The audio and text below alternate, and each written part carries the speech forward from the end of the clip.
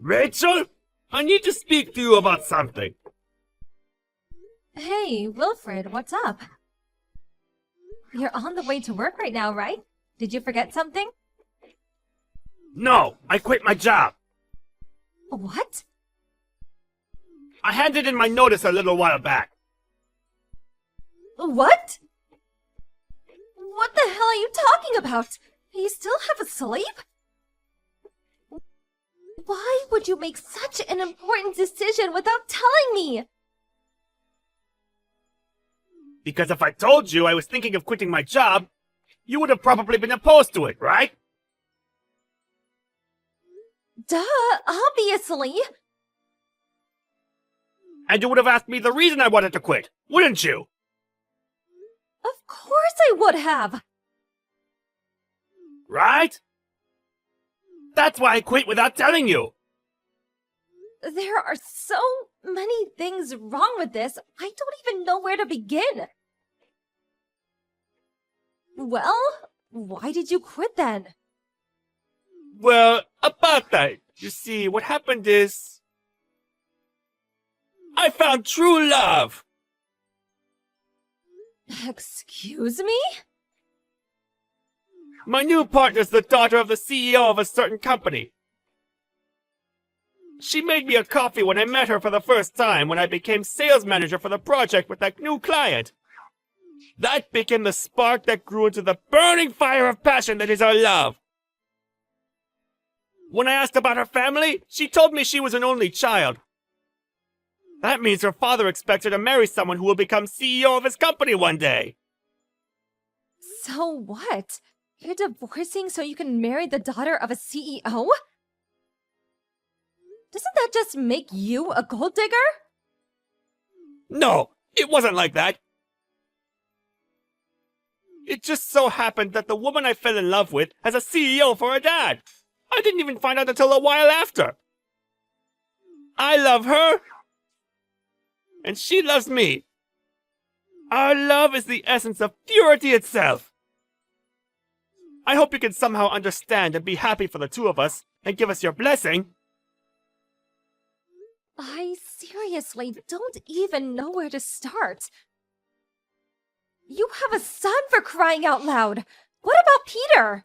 Where does he stand in all of this? You should know better than to do something like this as a fully grown man with a 17-year-old son. I accept this isn't fair on you and Peter. But the flames of our burning passion cannot be extinguished. I should have already received my severance package, so I'm willing to send you all of it as compensation. Think of it as my way of saying sorry. I won't go after any of your assets during the divorce either. No, it's not the money I'm upset about, Wilfred. I left the divorce papers hidden under the pillow of the bed I've been sleeping on recently. Divorce papers? I'd like you to sign and hand them in today if possible. I sent you my house key in an envelope, which should be arriving over the next few days. Would you stop moving the discussion forward without even giving me a chance to speak? Anyway, tell me who the hell the CEO's daughter woman is. Do I know her? I don't want you causing her any problems. What? Like I'd do that? We spent years of our life together. You're my husband, damn it! I think that gives me a right to at least ask questions. That's enough for now. I'm heading over to her place. Make sure you take good care of Peter for me. Don't you dare, Wilfred! Wait!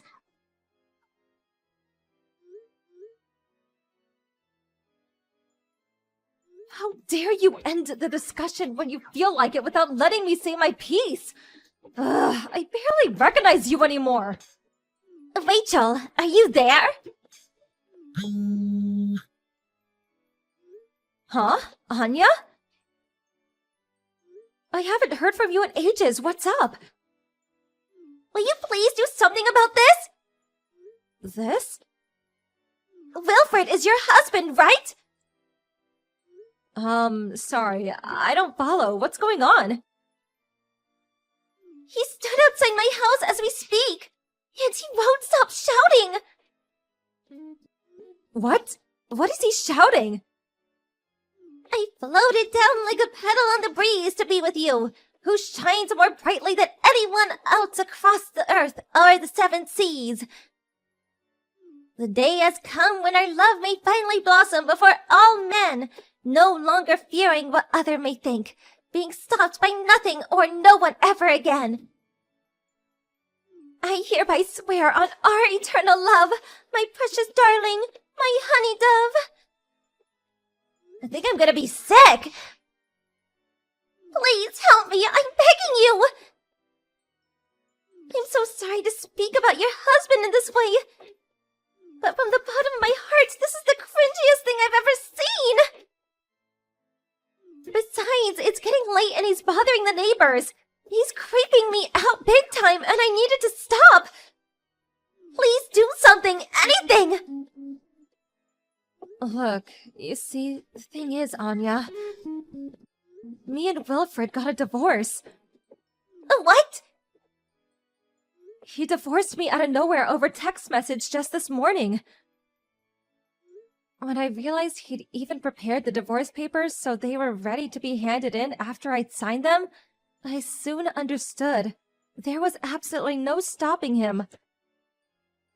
Our son said, I don't want anything to do with Dad who stabs my mom in the back for some other woman. I'm also pretty set on it myself after the way he treated me. So I went and handed the divorce papers in this evening. What the? So, I hope you understand, but I have to ask you this just in case. But are you and Wilfred having that kind of relationship?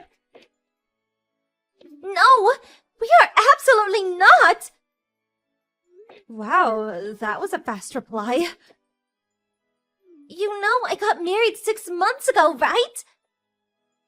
Yeah, that's why I was so confused. Sorry for asking you something so weird. It really was just to make 100% sure. I never actually thought you'd do something like that. Oh, it's fine, don't worry about it. Look, the thing is, I have to make it to the airport now, and with Wilfred outside my house acting crazy like this, I'm kinda in a panic, and I don't know what to do. Huh? You're going to the airport at this time? Our flight departs in the middle of the night. Me and my husband are going on our honeymoon. My husband's heading out directly from work, and the plan is to meet him at the station. But I don't feel safe leaving the house with him out there. I see. Give me a minute, Anya. I'm gonna message him. I'm so sorry about all of this. Wilfred. Where are you right now? I can see the red mark on my messages, so you clearly didn't block me. There's something important I want to talk to you about. It's about Anya. What? Anya? How do you know about Anya? I won't let you do anything to her! Think very carefully about what you do next! Nope, that's my line. Anyway, as how for I know Anya, she's the daughter of the CEO of the company I used to work at. We used to see each other nearly every day for years. Huh? Wait, that was before we were married, right? So it must have been, what, over 18 years ago? That's right. We've known each other since we were little kids. She thinks of me as her big sister from another mother. We get along amazingly, and she's always there for me when I needed someone to talk to.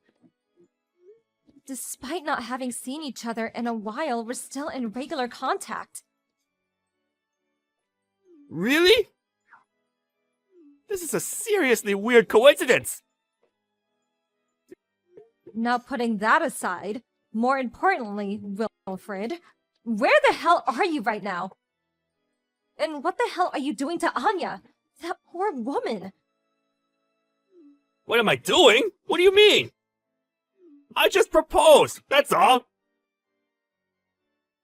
That's all?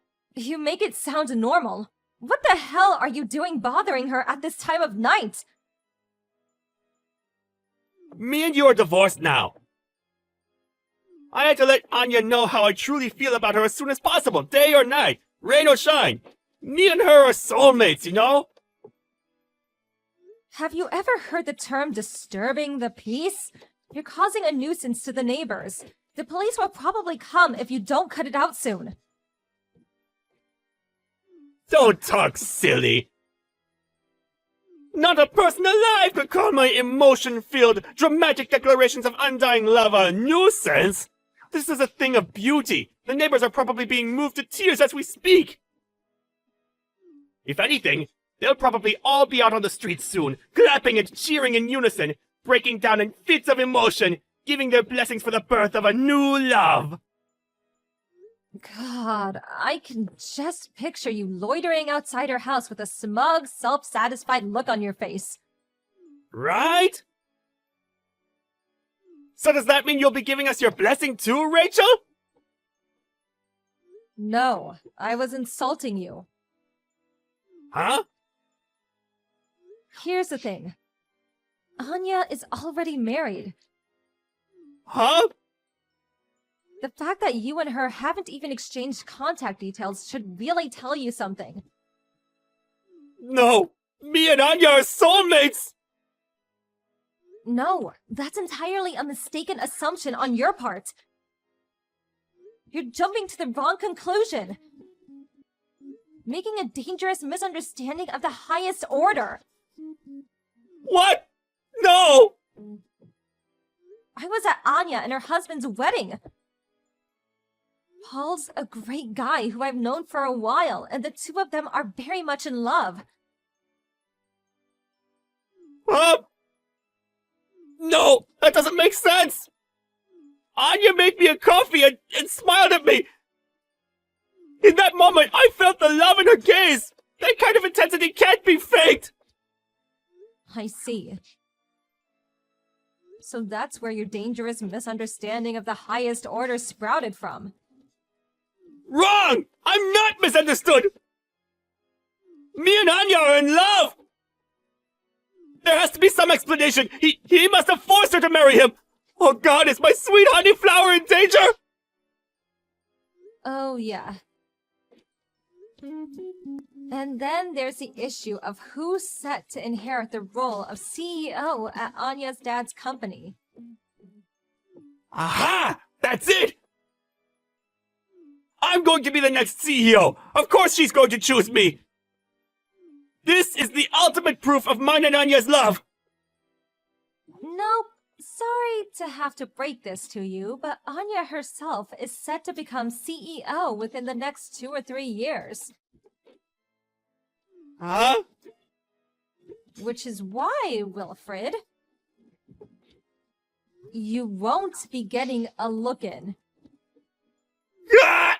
No way! I quit my job already! What am I supposed to do now? I'll tell you exactly what you're supposed to do now. You need to get the hell away from Anya's house and stop bothering her and the neighbors. But... Her and Paul are leaving for their honeymoon tonight. their honeymoon? Apparently she's too scared to leave the house because you're hanging around outside shouting at the top of your lungs, making your cringy proposal. Cringy? She thinks I'm cringy? Yes, she thinks you're so cringy that she practically begged me to help her. Oh my God! So cringy that if you keep hanging around despite not being welcome, the police are probably gonna be called. If someone hasn't called them already, that is. Am I really cringy? This can't be. Say it isn't so!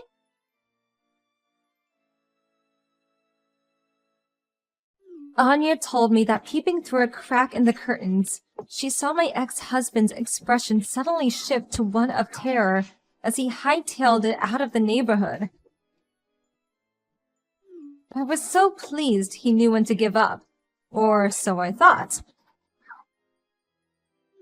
Next, he showed up to what used to be his old home to see me and my son. But he's a stranger now, and I have no reason to let strangers, and creepy mentally unhinged ones at that, into my house. When I pretended I wasn't home, he began reciting romantic poetry through a letterbox, declaring his undying love for me and his desire to return to his old family life. I promptly called the cops, and before I knew it, he was being escorted home in the back of the police car. After that, word of his misdeeds reached his parents, who, fearing the risk he posed to society, forced him to go and live with them in the countryside. Last I heard, he's looking for a job right now, but between his job prospects looking dim because he's well past his prime, and the weight of the realization that he made a misunderstanding of epic proportions, as well as the accompanying hit to his self-esteem, and finally, the sense of loss brought about by realizing his true love thought he was a creepy weirdo, it's probably only a matter of time before his transformation into a full-blown NEET is complete.